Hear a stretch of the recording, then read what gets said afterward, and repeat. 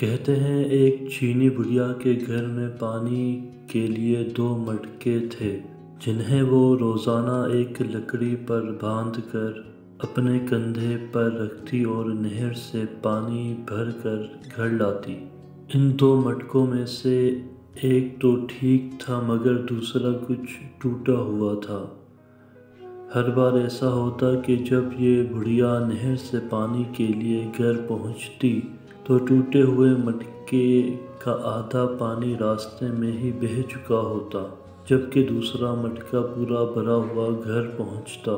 ثابت مٹکا اپنی کارکردگی سے بالکل مطمئن تھا تو ٹوٹا ہوا بالکل ہی مایوس، حتیٰ کہ وہ تو اپنی ذات سے بھی نفرت کرنے لگا تھا کہ آخر کیوں کر وہ اپنے فرائض کو اس انداز میں پورا نہیں کر پاتا جس کی اس سے توقع کی جاتی ہے۔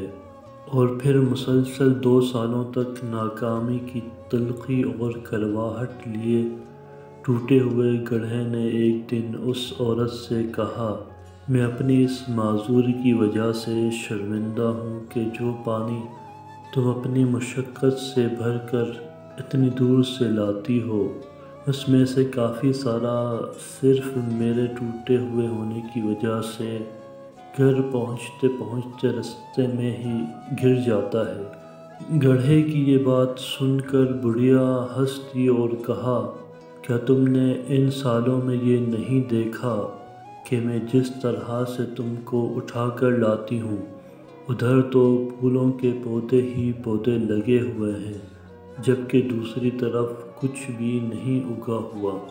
مجھے اس پانی کا پورا پتہ ہے جو تمہارے ٹوٹے ہوئے ہونے کی وجہ سے گرتا ہے، اور اسی لیے تو میں نے نہر سے لے کر اپنے گھر تک کے راستے میں پھولوں کے بیج بو دیے تھے تاکہ میرے گھر آنے تک وہ روزانہ اس پانی سے سیراب ہوتے رہیں۔ ان 2 سالوں میں نے کئی بار ان پھولوں سے خوبصورت گلدستے بنا کر اپنے گھر کو سجایا اور مہکایا۔ اگر تم میرے پاس نہ ہوتے تو میں اس بہار کو دیکھ ہی نہ پاتی جو تمہارے دم سے مجھے نظر آتی ہے۔ یاد رکھیے کہ ہم میں سے ہر شخص میں کوئی نہ کوئی خامی ہے، لیکن ہماری یہی خامیاں، معذوریاں اور ایسا ٹوٹا ہوا ہونا ایک دوسرے کے لیے عجیب اور پرتاثیر قسم کے تعلقات بناتا ہے۔ ہم پر واجب ہے کہ ہم ایک دوسرے کو ان خامیوں کے ساتھ ہی قبول کریں۔ ہمیں ایک دوسرے کی ان خامیوں کو اجاگر کرنا ہے جو اپنی خامیوں اور معذوریوں کی خجالت کے بوجھ میں دب کر نہیں دکھا پاتے۔ معذور بھی معاشرے کا حصہ ہوتے ہیں اور اپنی معذوری کے ساتھ ہی اس معاشرے کے لیے مفید کردار ادا کر سکتے ہیں۔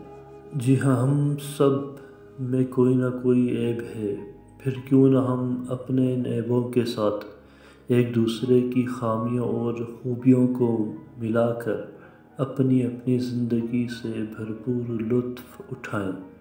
ہمیں ایک دوسرے کو اس طرح قبول کرنا ہے کہ ہماری خوبیاں ہماری خامیوں پر پردہ ڈال رہی ہوں۔